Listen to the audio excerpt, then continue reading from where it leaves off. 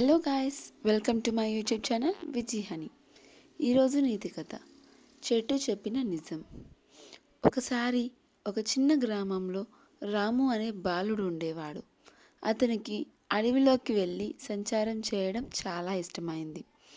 ఒకరోజు రాము తన బట్టల సంచిని తీసుకొని అడవిలోకి వెళ్ళాడు.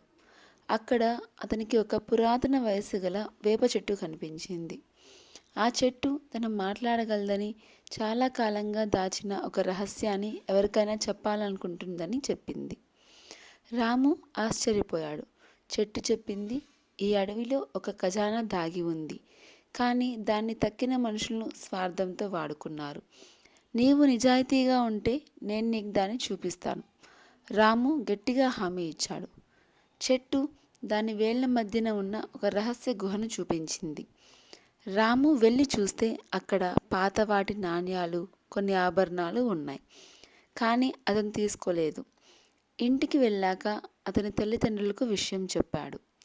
వారు గ్రామ పెద్దల వద్దకు వెళ్ళి కథ వివరించారు.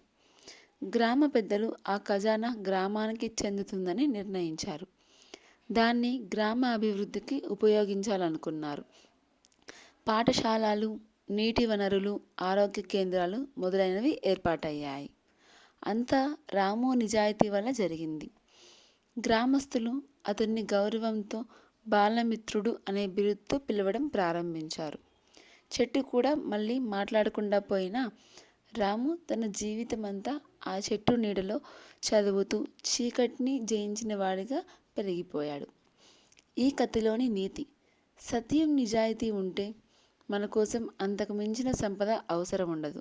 మన నైతిక విలువలే మన గొప్ప ఆసక్తి. ఈ కథ కానీ మీకు నచ్చినట్టయితే please like, share and subscribe to my channel Viji Honey. Thank you for watching.